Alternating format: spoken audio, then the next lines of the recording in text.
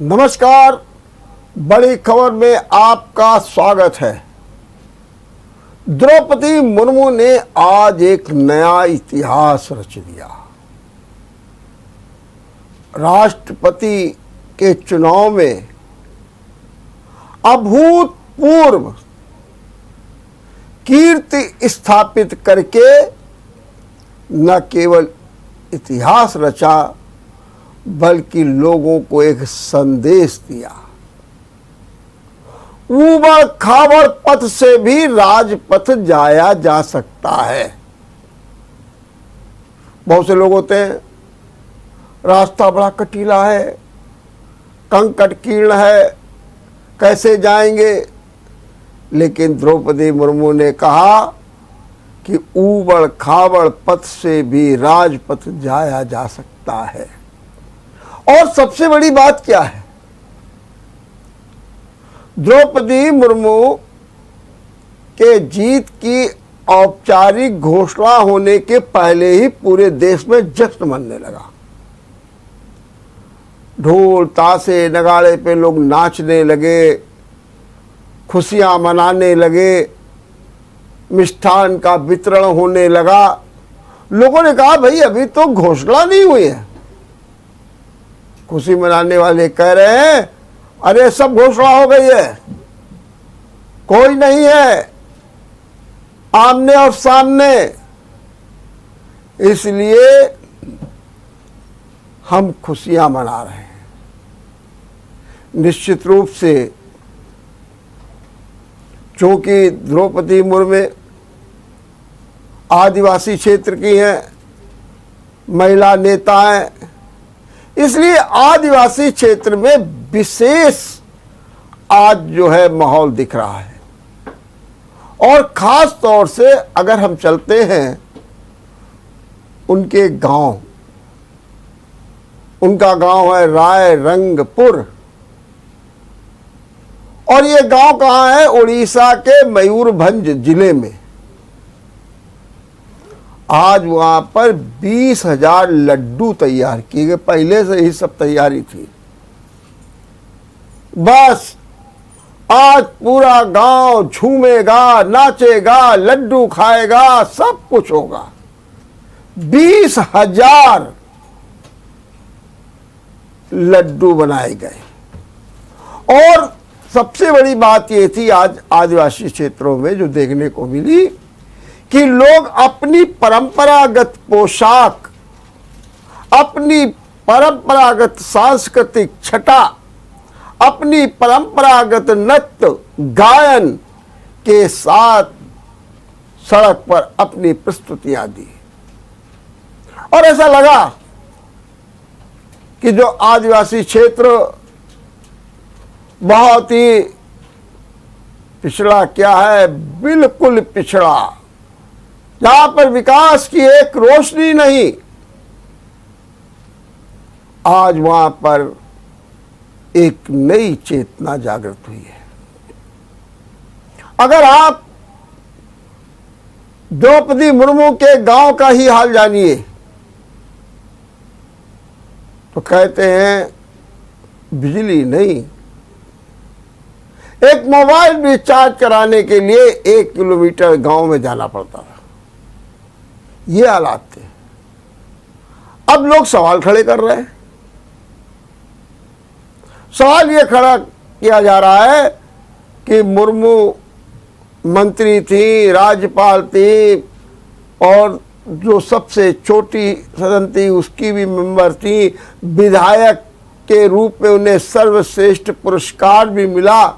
फिर क्या कारण है कि उनके गांव में ही रोशनी नहीं पहुंची? तो उसके दो पक्ष आए। एक पक्ष तो ये आया कि पहले के जनप्रतिनिधि इतने स्वार्थ में लिप्त नहीं हुआ करते थे कि जनता क्या जा रही है, जनता में क्या समस्याएं हैं, उनसे दूर रह करके हम अपने गांव को चमका दें। एक ये भावना भी थी, और दूसरी भावना ये भी थी कि नहीं, कुछ भी हो उन्हें अपने गांव को तो विकसित कर ही लेना चाहिए था। लेकिन कौन जानता था कि ये उबड़ खाबड़ वाला पथ राजपथ तक जाएगा और फिर राजपथ से जो रोशनी आएगी वो पूरे गांव को चकाचौंध कर देगी और इसका बड़ा इफेक्ट पड़ने जा रहा। द्रौपदी मुर्मू ने एक बहुत बड़ा झटका विपक्ष को दिया है। विपक्ष 2024 की तैयारी में एकजुट हो रहा था और 2024 में मोदी के लिए चुनौती बनने का प्रयास कर रहा था। हालांकि स्थितियां बड़ी गड़बड़ थी क्योंकि वहां पर नेता को लेकर के, एजेंडा को लेकर के, कार्यसूची को लेकर के विवाद था, लेकिन सोचा गया कि कम से कम राष्ट्रपति पद से एक ऐसी पहल की जाए ताकि विपक्ष में एकजुटता दिखाई दे। लेकिन सच बात क्या निकली? सच बात तो ये निकली कि 44 राजनीतिक दल जहां मुर्मू के साथ खड़े हुए, वही 34 राजनीतिक दल यशवंत सिन्हा ने विपक्ष के प्रत्याशी थे उसमें खड़े। और उससे भी बड़ी बात क्या हो गई कि तमाम संगठनों में, राजनीतिक में क्रॉस वोटिंग हो गई, बगावत सी हो गई। क्यों? एक आदिवासी महिला नेता के खिलाफ हम जाएं? हमारी तो नीति है, हमारी तो सोच है कि हम किसी भी तरीके से जो अति पिछड़े क्षेत्र हैं, जो अति पिछड़े लोग हैं, जिनके जीवन में रोशनी नहीं आई है, जो आज भी तमाम विकास की सुविधाओं से वंचित है, यहां तक कि इंफ्रास्ट्रक्चर तक नहीं है, उन्हें आगे बढ़ाना होगा। लेकिन जब राजनीति में ये नहीं दिखा तो राजनीतिक दलों में एक तरीके से विस्फोट हो गया। अब शिवसेना देखिए, शिवसेना को जो कि बीजेपी की विरोधी और सब कुछ झेल लिया, शिवसेना में बंटवारा तक हो गया, लेकिन शिवसेना को मजबूरी में द्रौपदी को समर्थन करना पड़ा। ये स्थिति बनी। ऐसे तमाम दल हैं तो क्रॉस वोटिंग भी हो गई। ये एक बड़ा, अब ये जब आने वाले राष्ट्रपति के चुनाव होंगे तो उसमें ये पार्ट और ये अध्याय जुड़ा रहेगा, तो लोग पढ़ेंगे कि हाँ ऐसा भी हुआ था कि जब दूसरी महिला राष्ट्रपति बनी, पहले प्रतिभा देवी सिंह और दूसरी द्रौपदी मुर्मू, तो निश्चित रूप से जनमानस में और जनमानस के प्रतिनिधियों में एक ऐसा उत्साह दिखाई दिया कि लोगों ने अपनी अपनी विचारधारा को भी किनारे कर दिया और जम करके वोट किया।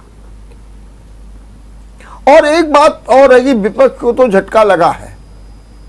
अब विपक्ष कैसे संभलेगा, क्या करेगा, ये तो बात की बात है। पता नहीं कौन सा मुद्दा उसके लिए आ जाए जो 2024 के लिए उसके लिए कारगर हो जाए। लेकिन सच बात तो है कि आज के इस रिजल्ट से विपक्ष को करारा झटका लगा है। विपक्ष कैसे उभरेगा, ये बड़ी सोच की बात है।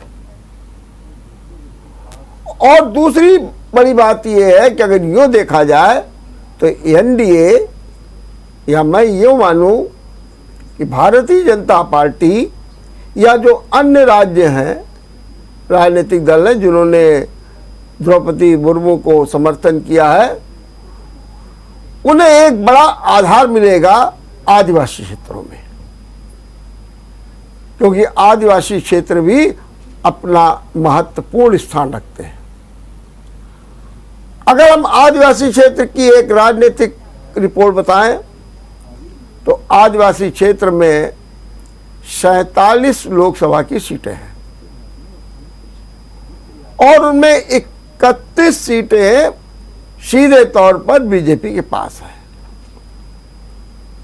लेकिन अगर हम बात करें विधानसभा की, तो विधानसभा की 487 सीटें हैं और उन 487 सीटों में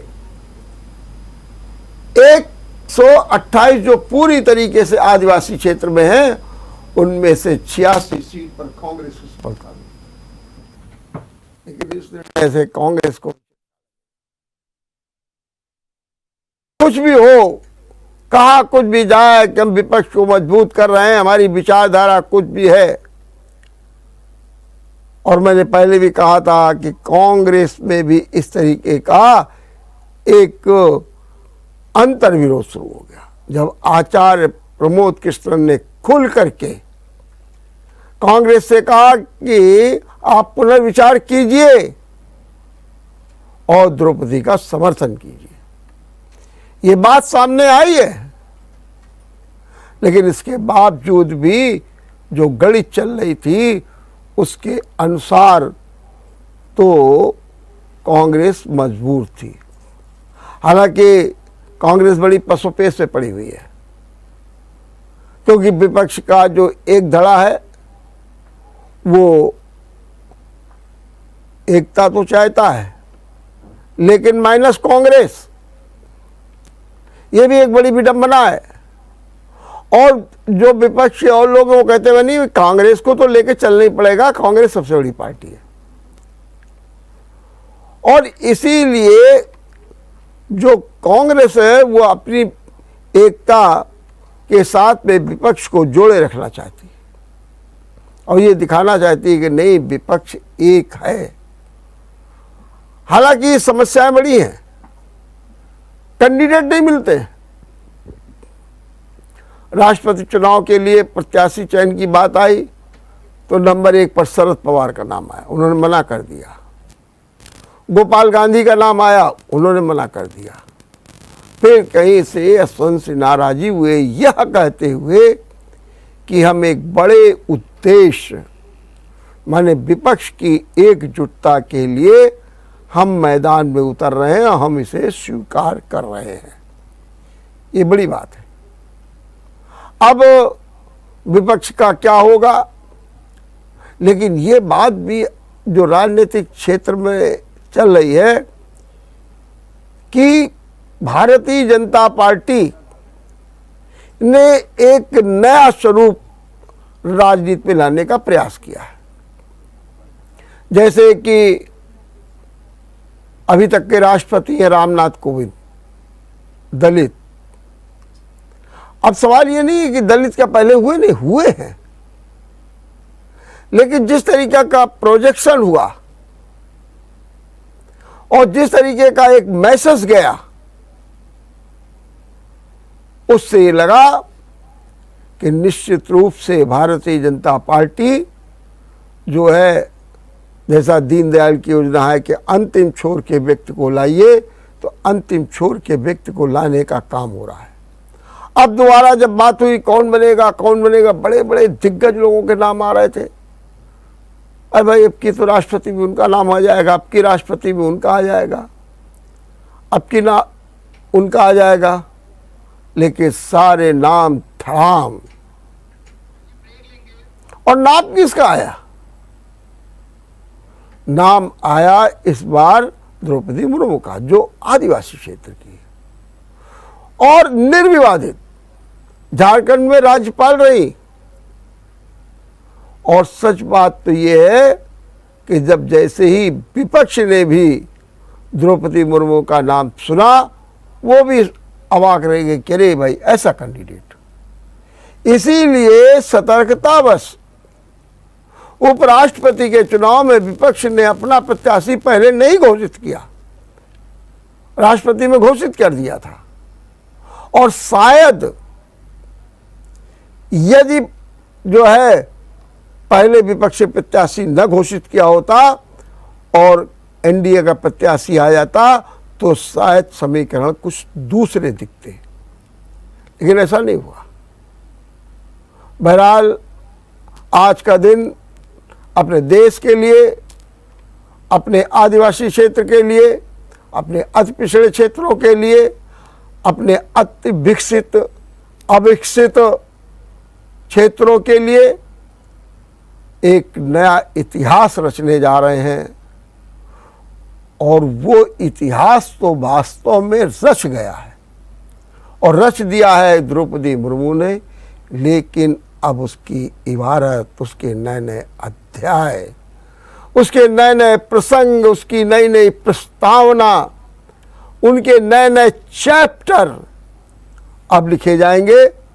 और ये चैप्टर हमारे भारत के इतिहास के स्वर्णिम अवसर कहलाएंगे।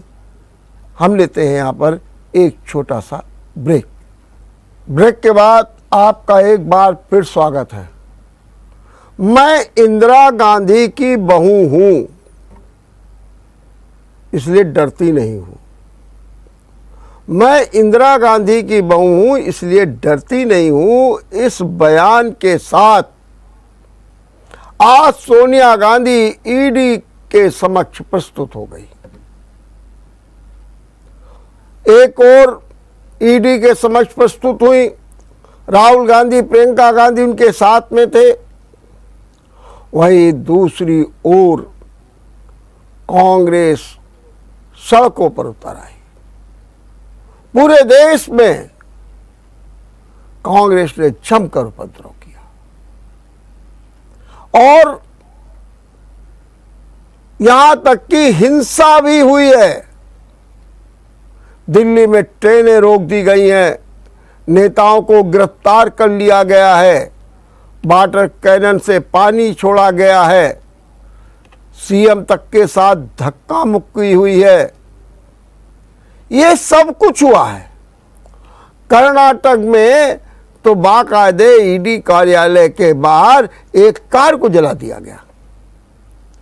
तो हिंसा भी है, उपद्रव भी है। और कह क्या रहे हैं कांग्रेसी, ये जानबूझ के परेशान किया जा रहा। पहले राहुल और अब सोनिया गांधी को। वो कह रहे हैं कि नेशनल हेराल्ड जिसके मामले में हमसे पूछताछ की जा रही है, ये मामला तो सुप्रीम कोर्ट में है और सारे जवाबों को प्रस्तुत किया जा चुका है। जो पूछते हैं ना कि वो 38% कहाँ से आपका शेयर हो गया, आपने क्यों बनाया, कब बनाया, ये पैसा कहाँ से आया, कहते हैं सुप्रीम कोर्ट में सब कुछ है, लेकिन जानबूझ करके ये सब हो रहा है। आज एक विपक्ष का साझा बयान भी आ गया। विपक्ष के साझा बयान में ये कहा गया है कि केंद्रीय एजेंसियों का जम करके दुरुपयोग हो रहा है, केंद्रीय जांच एजेंसियों से उत्पीड़न कराया जा रहा है। ये ऐसी सरकार है जो सामाजिक ताना बाना को तोड़ रही है और बदले की भावना से काम कर रही है। विपक्ष का बयान आया है और विपक्ष जो है अपने इस बयान को लेकर के अड़ा हुआ। हालांकि जो किरण रिजिजू हैं कानून मंत्री, उन्होंने कहा कि लगता है कि कांग्रेस पूरे देश को अपना समझती है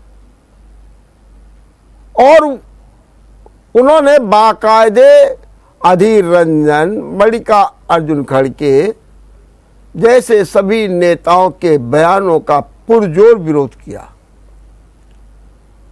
और कहा कानून अपना काम कर रहे हैं और अगर कानून कोई काम कर रहा है तो आप सहयोग करिए, लेकिन नहीं। तो जिस तरीके से हालात बने हुए हैं, कहते हैं कि 3 चरणों में पूछताछ होगी और उसके बाद क्या होगा ये देखना है। लेकिन इस एपिसोड से एक बार फिर विपक्ष एक मंच पर आ गया है। आइए हम आपको जरा यूपी भी ले चले, जहां पर मंत्री दिनेश खटीक के पत्र, तबादलों की रणनीति और भ्रष्टाचार को लेकर के अभी भी बवंडर मचा हुआ है। जो डिप्टी सीएम है ब्रजेश पाठक, उनको आला कमान ने तलब कर लिया है, क्योंकि सबसे पहले उन्होंने ये बयान दिया था कि बिना मुझसे पूछे हुए तबादले कर दिए गए, और उन्होंने अपर मुख्य सचिव अमित मोहन प्रसाद से बाकायदे जवाब तलब भी कर लिया था। प्रकरण वहीं से शुरू हुआ, पीडब्ल्यूडी का मामला आया, और जो सबसे बड़ा मामला आ गया है वो दिनेश खटीक राज्य मंत्री का, जिन्होंने तो खुल करके आरोप लगा दिया, दलितों की नहीं सुनी जाती है, नमाम गंगे में भ्रष्टाचार है, तबादले में भ्रष्टाचार है, अधिकारी मीटिंग में नहीं बुलाते हैं, कहते कैबिनेट मंत्री से पूछिए, कोई वक़्त नहीं है, एक गाड़ी दे दी गई है, राज्य मंत्रियों के पास कोई काम नहीं है, ऐसे गंभीर आरोप लगा दिए। और उन्होंने जो पत्र अपने इस्तीफे का मुख्यमंत्री और राज्यपाल को भेजा, यह क्या मामला है वो तो नहीं उजागर हुआ, लेकिन अमित शाह को जो पत्र उन्होंने भेजा वो वायरल हो गया। और इस बात को लेकर के दिनेश खटीक को कल राष्ट्रीय अध्यक्ष जेपी नड्डा ने तलब कर लिया, बुलाया, बातचीत की, उनकी समस्याओं को सुना और कहा कि ठीक है, समस्याओं का निराकरण होगा। लेकिन खटीक को एक नसीहत भी दे दी है। नसीहत ये दी है कि आपको अपनी बात पार्टी फोरम में उतारना चाहिए था, वहीं पर अपनी बात कहनी चाहिए थी।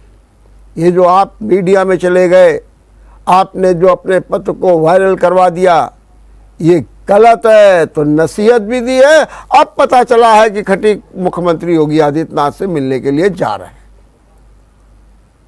हम लेते हैं आप पर विराम, देखते रहिए बड़ी खबर। नमस्कार।